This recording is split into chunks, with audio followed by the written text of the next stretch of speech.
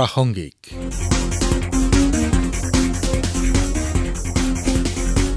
নমস্কাৰ শ্ৰোতাসকল, বিশেষ প্ৰাসংগিকলৈ আপোনালোকক স্বাগতম।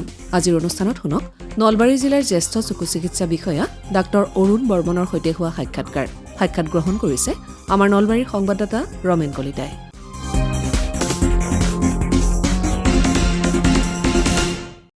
শ্ৰোতাসকল, আকাশবাণীৰ প্ৰাসংগিক শিতানলৈ আদৰণি জনাইছোঁ।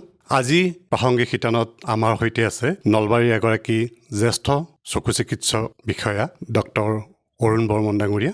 বৰ্মন ডাঙৰীয়া, আপোনাক আকাশবাণীলৈ স্বাগতম জনাইছোঁ। ধন্যবাদ। বৰ্মন ডাঙৰীয়া, বৰ্তমান বতৰৰ পৰিৱৰ্তন হৈছে।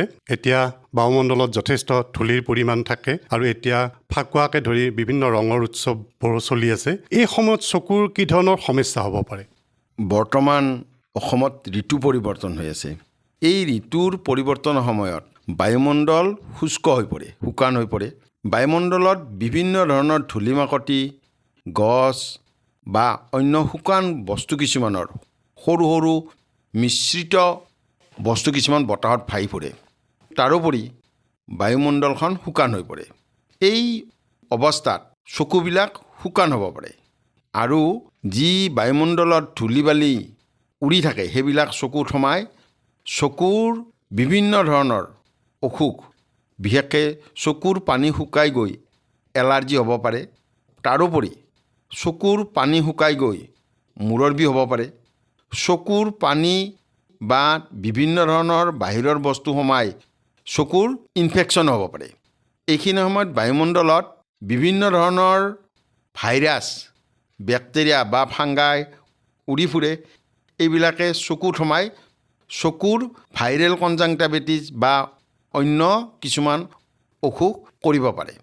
এই বতৰ পৰিৱৰ্তনৰ যিটো অৱস্থা, সেই অৱস্থাত আগতে চকুটো অলপ ভাল হৈ থাকে। যেই বতৰ পৰিৱৰ্তনৰ ফলত বায়ুমণ্ডলৰ উচ্চতা বাঢ়ি যায়, চকুটো বহুত শুকান শুকান লাগে, চকুটো বহুত বেয়া লাগে, গৰম উঠি আহে।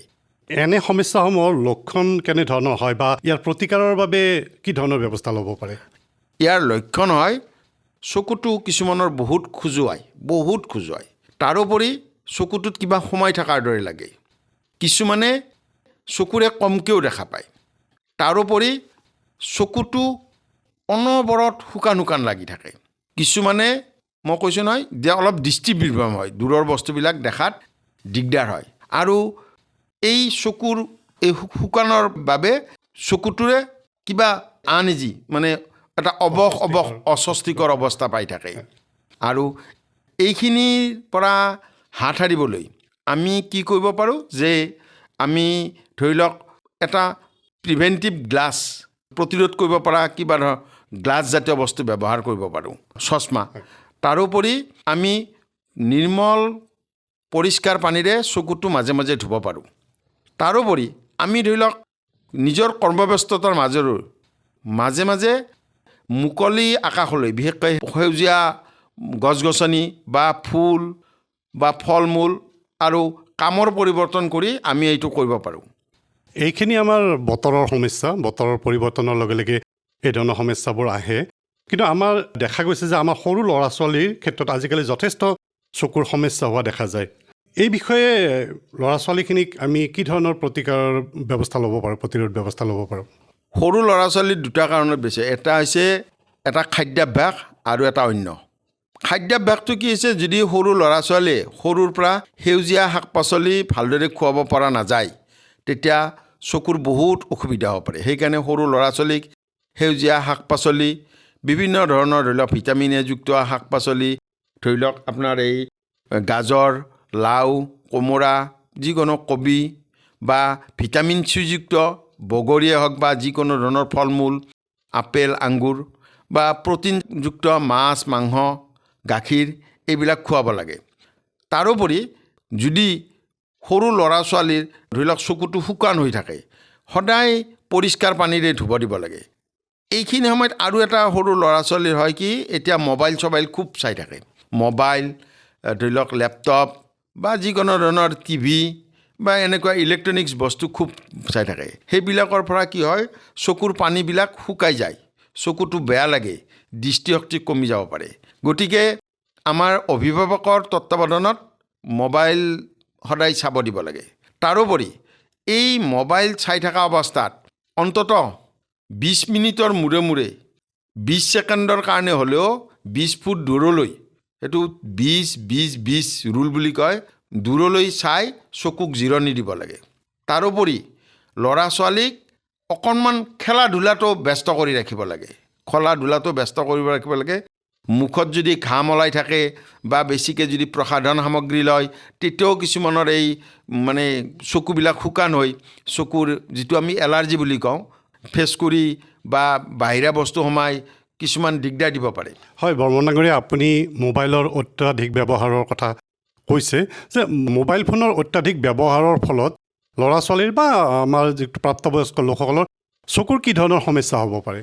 বেছিকৈ মোবাইল বা যিকোনো ধৰণৰ এনেকুৱা বস্তুবিলাক ব্যৱহাৰ কৰিলে সাধাৰণতে কম্পিউটাৰ ভিছন চিণ্ড্ৰম বুলি এটা বেমাৰৰ সৃষ্টি হয়, যে সি ডাঙৰেই হওক বা প্ৰাপ্তবয়স্ক বা সৰু ল'ৰা ছোৱালীয়ে সকলোৰে কাৰণে যেনেকৈ মোবাইল ভাল, তাৰ কিছুমান বেছিকৈ চাই থকাৰ পাৰ্শ্বক্ৰিয়াও আছে।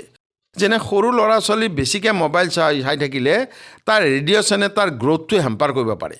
কাৰণ সৰু ল'ৰা ছোৱালী বাঢ়িবলৈ আৰু বহুত দিন থাকে, তাৰ মগজুৱে হওক বা হাড়ৰ গ্ৰ'থটো কমাব পাৰে।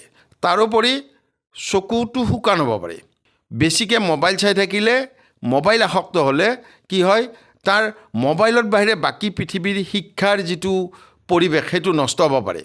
আপুনি দেখিব যদি মোবাইল যদি খুব ওচৰৰ পৰা চাইছে বা দূৰৰ বস্তু চাবলৈ বন্ধ কৰে, তাৰ ওচৰৰ বস্তুৰ দৃষ্টিশক্তিও কমাব পাৰে। সেইকাৰণে বেছিকৈ মোবাইল চাব দিব নালাগে, যিখিনি দৰকাৰী সেইখিনিহে চাব দিব লাগে। তাৰোপৰি কি কৰিব লাগে, মাজে মাজে এই মোবাইল বা গেম বস্তু বা এনেকৈ টিভি চালে ল'ৰা ছোৱালীক অলপ বাহিৰৰ বস্তু চাবলৈ দিব লাগে। আৰু মই কৈছোঁ যে মোবাইল বেছিকৈ চোৱাটো হৈছে এটা আসক্তি।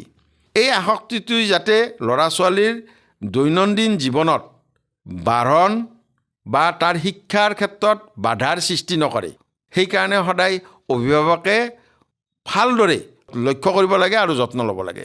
চকুজুৰি আমাৰ পৰম ধন, আৰু এই চকুজুৰিক আমি ভালে ৰখাৰ কাৰণে বা আমাৰ দৃষ্টিশক্তি অটুট ৰখাৰ বাবে কেনেধৰণৰ খাদ্য আমি খাব লাগে, এই বিষয়ে আপুনি অলপ ক'ব। চাওক, যে সুষম আহাৰ অকল চকুৰ বাবেই নহয়, গোটেই দেহৰ কাৰণে বৰ দৰকাৰী।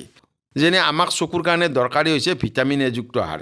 ভিটামিন এযুক্ত আহাৰ যিকোনো ধৰণৰ সেউজীয়া শাক পাচলি, ধৰি লওক পালেঙে শাক, লাই লফা, তাৰপিছত ধৰি লওক গাজৰ, তিয়হ এইবিলাক, তাৰোপৰি লাও বেঙেনা, এইবিলাক খাদ্যত আমাৰ ভিটামিন এযুক্ত আহাৰ থাকে। তাৰপিছত ভিটামিন চিযুক্ত আহাৰ সাধাৰণতে নেমু টেঙা, যিকোনো ধৰণৰ ফল ধৰি লওক বগৰীয়ে হওক বা আপেল আঙুৰ বা যিকোনো ধৰণৰ টেঙাজাত বস্তু, আম, এইবিলাকত থাকে বতৰৰ সকলো। তাৰপিছত ধৰি লওক ভিটামিন ইযুক্ত বস্তু থাকে। আমাৰ আজিকালি বাদামত পোৱা যায়, বাদাম জাতীয় বস্তুবিলাকত পোৱা যায়। তাৰপিছত ধৰি লওক ওমেগা 3 ফেটি এচিড বুলি এটা বৰ দৰকাৰী বস্তু থাকে, তাত মাছত পোৱা যায়। তাৰোপৰি ল'ৰা ছোৱালীৰ চকুৰ দৃষ্টিশক্তি ভালে ৰাখিবলৈ প্ৰটিনৰো দৰকাৰ। সেই প্ৰটিনখিনি পোৱা যায় আকৌ মাছ, মাংস, কণী, গাখীৰ এইবিলাকত পোৱা যায়। গতিকে চববিলাক বস্তুৱে, সকলোবিলাক খাদ্যই, ধৰি লওক সেউজীয়া শাক পাচলি, ফল মূল, গাখীৰ, এইবিলাক সুষমভাৱে খালে ল'ৰা ছোৱালীৰ দৃষ্টিশক্তি বজাই ৰাখিব পাৰি। বৰ্মন ডাঙৰীয়া, আপুনি যথেষ্ট ব্যস্ততাৰ মাজতো আমাক ভালেখিনি সময় দিলে, আপোনাক পুনৰবাৰ ধন্যবাদ জনাইছোঁ। ধন্যবাদ। বিশেষ প্ৰাসংগিক শুনিলে। আজিৰ অনুষ্ঠানত নলবাৰী জিলাৰ জ্যেষ্ঠ চকু চিকিৎসা বিষয়া ডাক্তৰ অৰুণ বৰ্মনৰ সৈতে হোৱা সাক্ষাৎকাৰটি শুনিলে। সাক্ষাৎ গ্ৰহণ কৰিলে আমাৰ নলবাৰীৰ সংবাদদাতা ৰমেন কলিতাই। অনুষ্ঠানটিৰ প্ৰযোজনা আকাশবাণী গুৱাহাটীৰ আঞ্চলিক বাতৰি বিভাগৰ সহযোগিতা আগবঢ়ালে অপূৰ্বা মালিয়ে। আজিলৈ বিশেষ প্ৰাসংগিক ইমানেই। নমস্কাৰ।